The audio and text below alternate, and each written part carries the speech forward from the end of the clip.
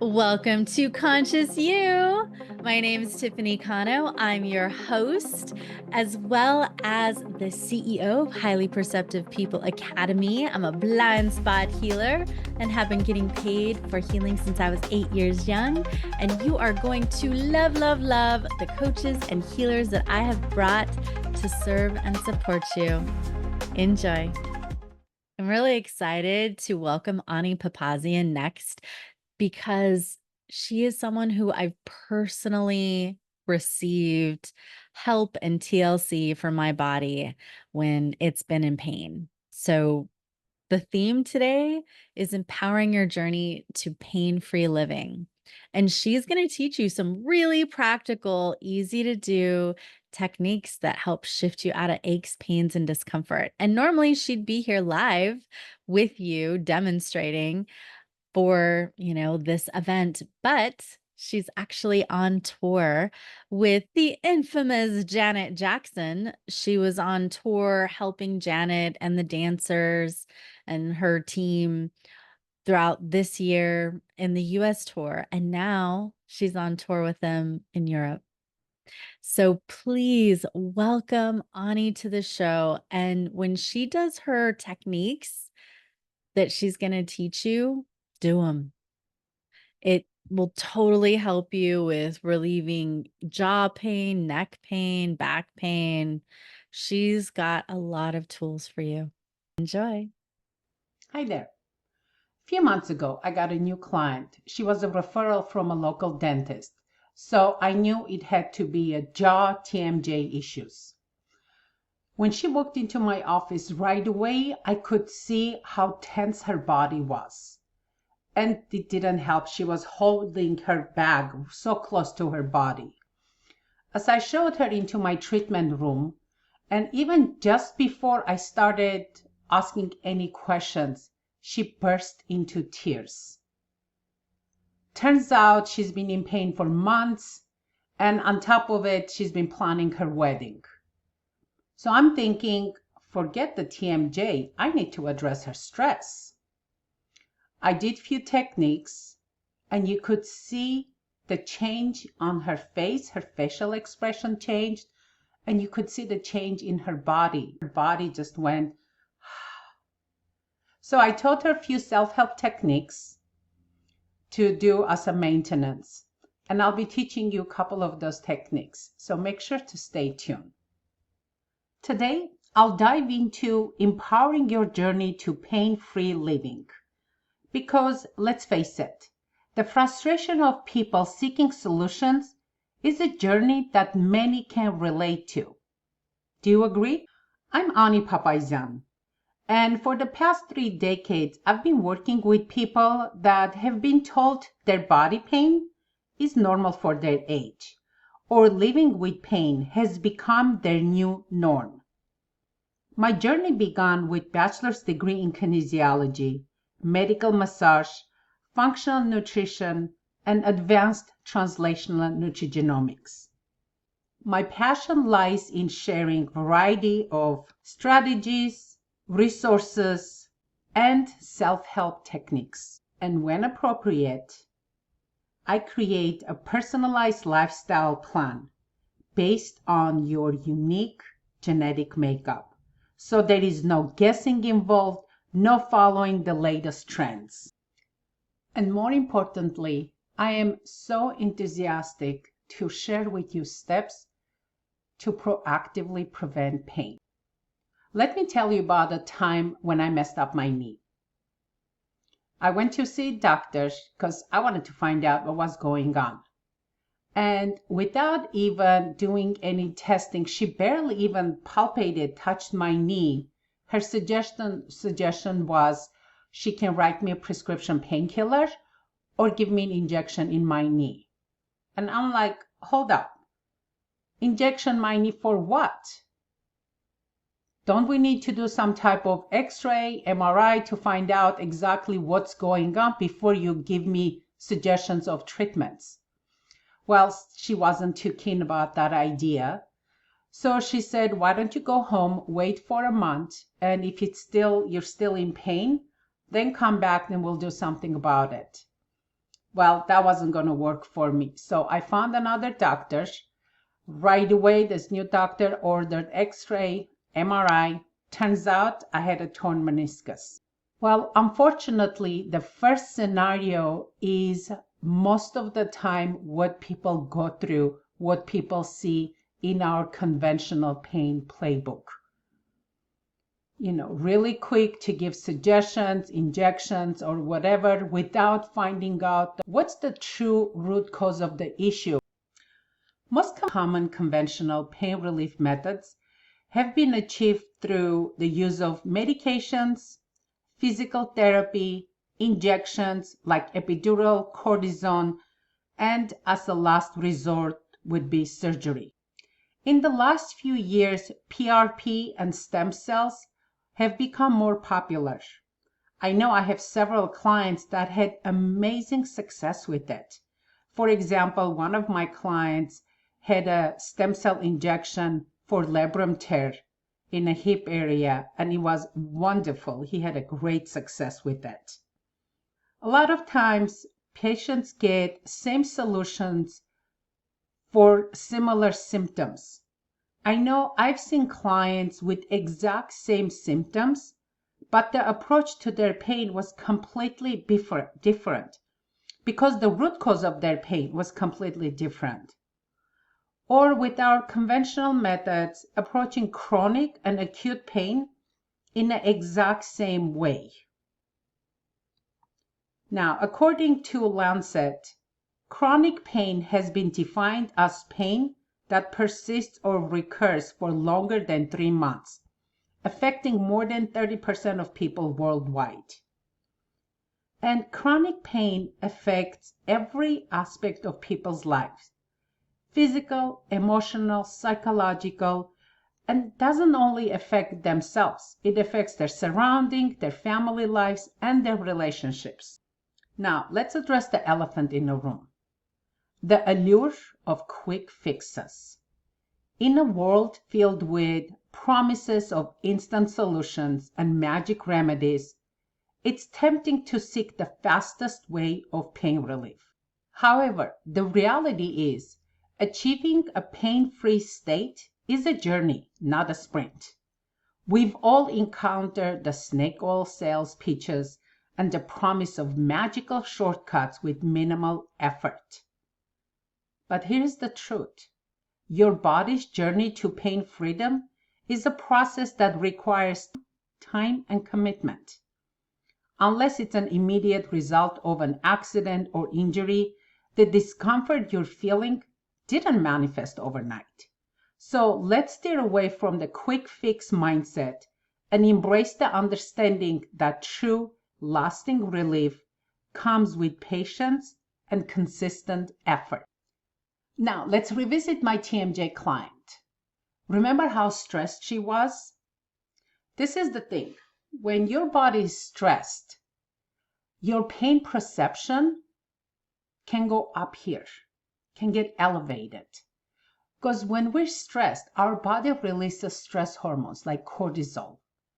And cortisol activates our fight, flight, sympathetic nervous system. And when that happens, actually our body becomes more highly sensitized. So when you have pain and you're really stressed, your pain, if it was here, when you're under stress, it could get here. So I want you to keep in mind the techniques that I'm going to teach you in a few minutes. They're not going only affect your mentally, help you mentally, but it also going to help you deal with your body pain much, much better. Okay, so I'm going to show you a couple of techniques. If up until now, if you've been listening and you're multitasking, this is the time for you to come back in front of a computer or your phone, whatever you're watching this video or listening from, because you want to see these techniques and learn them. These couple of techniques are going to be specifically for stress relief. I'm sure you've heard of vagus nerve. When you stimulate the vagus nerve, it actually stimulates the calming relaxation in your body. It's the 10th cranial nerve. It's called the wandering nerve. Some of the simple ways to stimulate your vagus nerve would be loud singing. Okay, let's face it. Who sings loud in their shower? I know I do, and it sounds so good.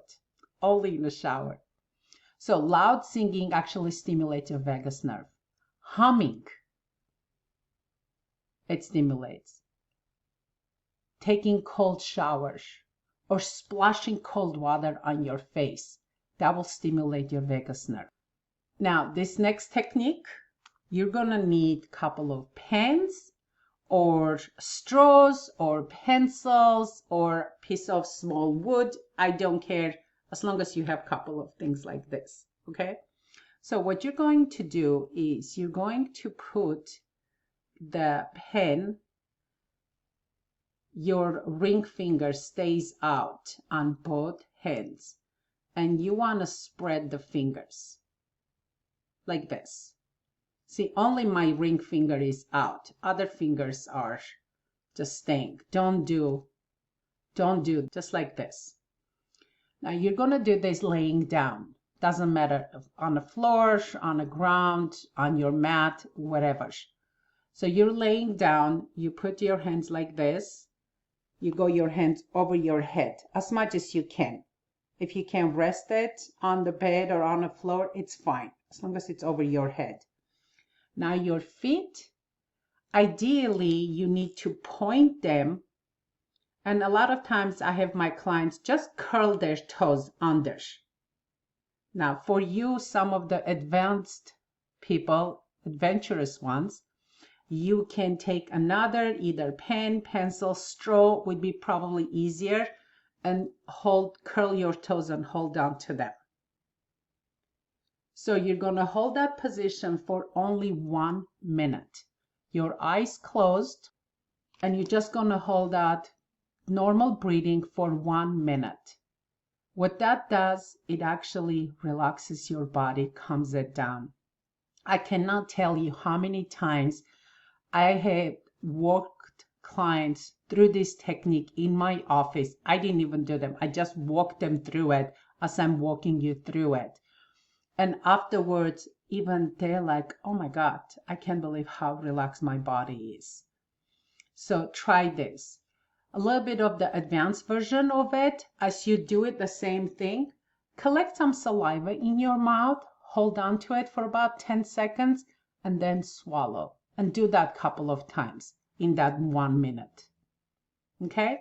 So these two techniques are, well, too few, but are great for calming your nervous system down and stimulating your parasympathetic nervous system, which is the calming, relaxing system. I consider myself very fortunate. Throughout the years, I came across some amazing doctors and practitioners that have dedicated their lives creating unique techniques. I love learning unique, weird techniques. And so I've learned from them. And I've created my own approach, which I call it Precision Pain Resolution Method. I approach pain very differently. I honestly don't know what techniques, what modalities I'm going to use on a client until I see them. Because depending what I find out with my diagnostic techniques that I do on them, it could be my approach could be a manual therapy techniques, or it could be genetic testing and analysis that I think would be the best approach for them. Or sometimes I may hold a vial on your head, piece of food that you may be sensitive to it, and do some weird technique. Honestly, I don't know. I love science, but at the same time, as some of my clients say, the voodoo that you do. The whole idea is bringing the body back to homeostasis, back to balance, because our body is such an amazing computer. It's designed so if we give it the right circumstances, it would heal itself. One day I woke up to an email from a client. She said her 14-year-old son woke her up middle of the night with neck pain. She said, I remembered a couple of the techniques you taught me for neck pain. I walked him through it and it worked. She was so excited and so proud of herself. So are you ready to learn a few more self-help techniques? Now, since I just taught you a couple of techniques for stress relief, let's pick up from there. What happens when your body is under stress? Your jaw tightens up, right? Sometimes some of you may clench your jaw. Your neck locks up. Some of you may stop breathing or do more of a shallow, fast breathing, right? Now, the next few techniques, we're going to be addressing that. The first one is going to be for clenching your jaw. If you're someone that has tight jaw or clenches your jaw, go and I want you to palpate right here. Do you feel any tightness here? As you're doing this, see if you feel difference between right and left sides. Now, what I want you to do is put your thumb behind this jawbone, your mandible, just past the bone. You should feel soft spot. Just keep your thumb there. Don't press it hard, just a slight pressure.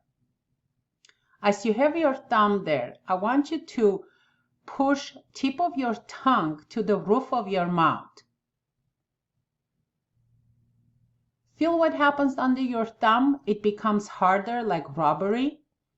I want you to hold that position for about 20 to 30 seconds. One of the things I have noticed with my clients when they try to do this technique, they get so focused about putting their thumb in the right place that they end up doing this. Make sure to keep your head neutral, okay? Now, addition to this technique is, as you're doing that, you can turn your head to the side. Turn to the side where your dominant hand is. So if you're right-handed, as you're holding the position, turn your head to the right. And hold that for about 30 or 40 seconds. If you're left-handed, turn it to the left. Remember when I said when you're stressed, a lot of times your neck locks up? So when you're in a stressful situation, you're doing this, so it relaxes your jaw and the chewing muscles. When you turn your head, it breaks the pattern of your neck locking up. It's a really cool technique. Now, I also mentioned that your breathing changes, right? Some of you hold your breath, and some of you do more shallow chest breathing, which means your diaphragm can get really tight. And diaphragm is such an important, a lot of times we don't think about it unless you go to yoga class or you're doing meditation, then you do belly breathing, different types of breathing techniques. But if you look at the anatomy of diaphragm, it attaches to so many structures on your body, in the front and in the back, and affects so many organs and muscles. So I love releasing the diaphragm and teaching clients to release their diaphragm. It's a simple technique. You can do sitting down, laying down, or standing up, doesn't matter. But you always want to do both sides, okay? So as I'm sitting here, I'm going to turn my head to the right. My left hand reaches down, slightly reaches down towards the floor. And what you want to do is deep coughing from your belly. Don't cough like, I need deep belly cough like this. About 3-4 times. Then you turn your head to the opposite side. So I'm turning to the left. My right arm reaches down and it's a slight reach. I don't want you to go like this. Tilt your body to the side. Just slightly reaches down and you cough again about 3-4 times. And that's it. At the office, sometimes when I'm testing clients' diaphragm, if it's tight, I would go and palpate their rib cage between 6 and 9 ribs. And for some people, even before I touch, they will like withdraw and say, oh no, I'm ticklish, don't touch. Or as I'm palpating, they're like, oh my God, it's so sensitive, or sometimes even painful. And then I either do the technique or I walk them through the technique. And then I'll go back and palpate. And you should see the expression on their face. They're like, have this confused look like, are you touching the same spot the same way? Kids love this technique. If you have kids, teach them, or if they're ticklish, try it. It works all the time. This is one of my absolute favorite quotations. Pain is inevitable. Suffering is optional. Living pain-free is not about what you do once in a while, but it's about your daily action steps. I would like to speak about the importance of pain prevention. You can take proactive steps to avoid pain in the first place. Lifestyle choices play a crucial role in laying the foundation for sustainable pain resolution. Some of the lifestyle choices include your eating habits, exercising, even your outlook to life, and how you handle stress. Starting on a path of pain prevention might have you thinking, I don't even know where to start without feeling overwhelmed. It's completely normal to feel that way. Individuals find themselves at this crossroads, unsure of the initial steps. Just like maintaining a car or scheduling a dental checkups, it's about making choices that don't feel like a burden. So if you've ever wondered how to kickstart this journey without stress, consider this a moment when you're not alone. Perhaps you're wondering which choices will truly make a lasting impact. And I have to tell you, it's a valid question. And it's all about understanding the power of consistent, sustainable choices. Think of it like this.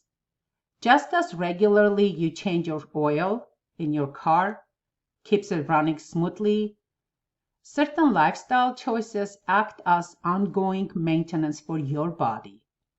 Like nutrient-rich foods, gentle exercises, and stress management, they're not just momentary fixes. They're investments in a resilient, pain-free future. I cannot tell you how many times I've heard from clients, as soon as I turned 40 or as soon as I turned 50, I started getting body pain. And my response to them is, it's not about you turning 40 or 50.